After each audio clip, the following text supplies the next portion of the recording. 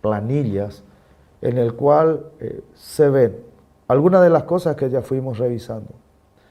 Los ingresos, si ustedes se fijan, los ingresos anuales, según lo que habíamos revisado, empezaba con 276 millones, pasaba a 312 millones, va a 414 millones, 537 millones y 698 millones, sobre una inversión inicial de 15 millones. Si miramos así y considerando algunos de los valores que ya hemos mirado, entendíamos que los egresos son de 333.380.000 el primer año. Cuando empezamos a revisar estos valores, entonces nos damos cuenta que en el primer año hay una pérdida de 54 millones. Quiere decir que muchas veces ocurre esto en los negocios. No siempre nosotros vamos a tener ganancias iniciales. Tenemos que estar preparados para estas situaciones. Por eso la determinación de la inversión, la determinación de los costos, la determinación de los ingresos y los egresos variables son muy importantes. El emprendedor tiene que tener muy en claro cuánto es lo que él necesita para vivir, asignarse un salario, controlar y cuidar los saldos que van quedando, porque de los 333 millones, lo que quiere decir en el ejemplo, para que podamos entender que estos 166 millones debe darle a alguien, no le corresponden a él. Y estos 166.580.000 de los egresos fijos es para que el negocio se siga manteniendo. O sea que este primer año, si esto se da, aún con una mirada muy optimista, va a tener una pérdida de 56 millones. Ahora, cuando empezamos a mirar también este tipo de revisiones sobre los aspectos del flujo de caja, miramos que el primer año hay una pérdida de 55 millones, el segundo año hay una pérdida de 34 millones que tiene que recurrir a algún tipo de apoyo financiero, préstamo, créditos de sus proveedores, y a partir del tercer año el negocio, según lo que estamos viendo en el ejemplo, comienza a sustentarse por sus propias ventas. Si miramos en este ejemplo que reproduce el ciclo de negocio de la mayoría de los emprendimientos micros, pequeños y medianos, a partir del tercer año y posiblemente en el cuarto y en el quinto, el negocio ya tenga otra visión y otra sustentabilidad. Quiere decir que al mirar aquí el saldo de caja, vemos que esos 15 millones que se generan un esfuerzo se transforman en 70 millones de cuenta, por así decir, en el segundo año, casi 100 millones en el tercer año, 84 millones en el tercero, 13 millones y 123 millones positivos en el quinto. ¿Qué es lo que nos está mostrando esto? Que aunque el negocio ya tiene sustentabilidad propia en el tercer año por esta relación de los ingresos y los egresos, este esfuerzo inicial de 15 millones recién se va a poder recuperar al quinto año del negocio. A veces esto es una cuestión no tan fácil de comprender, porque la sustentabilidad del negocio se da cuando la inversión inicial retorna al emprendedor para que vuelva a invertir en el negocio. Quiere decir que al quinto año debería tener un monto que le va a permitir mejorar el negocio. En este caso, a partir, según los materiales, hablan de un valor actual neto y de una tasa interna de retorno y un tiempo de recuperación de capital que nosotros técnicamente llamamos VAN, TIR y tiempo de recuperación de capital, entendiendo que el VAN es el valor futuro que tendrá la inversión. Quiere decir, invierto 15 millones, pero cuando recupere, ¿cuánto voy a recuperar? Además de los 15 millones, va a recuperar 2.734.000, que va a tener un valor, ese dinero, superior al que podría darse en otro tipo de negocios y que lo recuperará en 47 meses. Cuando empezamos a mirar así, tenemos una visión del negocio de largo plazo. Entendemos que aunque haya ganancias diarias, que aunque el negocio inicialmente funcione bien, tengo que cuidarlo por lo que dijimos en la gestión financiera. La salud de los recursos, el uso eficiente de todo lo que tengo, la salud financiera y la sustentabilidad de todo mi negocio como elementos importantes. Ahora, un punto crucial en la gestión financiera es lo que se denomina el punto de equilibrio.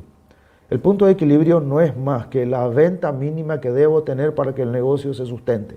En este caso, en el primer año hay una pérdida, entonces quiere decir que yo facturé, según el flujo de caja que he armado, 277 millones de guaraníes aproximadamente, pero para que este negocio se sustente, según el cálculo, necesito cerca de 400 millones. Pero si ustedes se fijan, a medida que pasa el tiempo, el negocio requiere cada vez menos esfuerzo para sustentarse. Aquí mismo en la planilla vemos que sobre un ingreso de 312 millones, el punto de equilibrio es 396 para el segundo año. Quiere decir que si alguna condición no cambia y tengo que revisar bien, voy a necesitar mucho más esfuerzo, pero en el tercer año la condición cambia. Quiere decir que mi propia venta estimada, que son de 400 millones, me va a permitir pagar un costo o en un punto de equilibrio de 360 millones y así sucesivamente hasta que esta venta mínima, según lo que se estima en la gestión financiera, no sería el problema más grande del negocio, sino pensar en cómo hacerlo crecer. Si nosotros miramos entonces desde la gestión financiera, el crecimiento de un negocio se debe cuidar desde el inicio. Sobre un capital invertido de 15 millones, Ana va a recuperar 18%. Hay una variación porcentual, quiere decir aquí si miramos esta revisión de 2.734.000 guaraníes, que es lo que va a recuperar como valor, pero al quinto año, si decide emprender este negocio. Hemos visto en los módulos anteriores las necesidades de cuidar las actividades, de cuidar los proveedores, de establecer una buena estrategia, y aquí lo que estamos viendo es cómo a partir de un conjunto de herramientas básicas también puedo prever la forma eficiente en la que voy a manejar los recursos. Este esquema que nosotros llamamos flujo de caja es fundamental para el trabajo en cualquier negocio. Todo emprendedor debe tener dentro de su esquema, y por eso, aunque parezca una inversión sencilla, tener una computadora en donde yo pueda tener una planilla simple, que yo pueda hacer algún manejo, aunque sea básico, para poder controlar los egresos fijos, los egresos variables y también la estimación de ingresos. La gestión financiera de los recursos de un negocio requiere ese manejo crítico, ese manejo prudente, para que el esfuerzo que nosotros colocamos en un negocio, que va a ser la aspiración que nosotros tenemos para lograr la visión, para lograr la misión, para lograr los objetivos, solamente se logrará y con creces si yo también tengo un manejo prudente de los recursos que este mismo negocio me está dando. En este módulo, gestión financiera de las micros, pequeñas y medianas empresas, nos hemos concentrado en analizar la situación financiera del negocio. La intención ha sido medir la capacidad del mismo para sustentarse operativamente a través del tiempo. Y además también entender que todo negocio que se inicia, que requiere un esfuerzo económico inicial, también debe tener la capacidad de recuperar ese esfuerzo que llamamos inversión.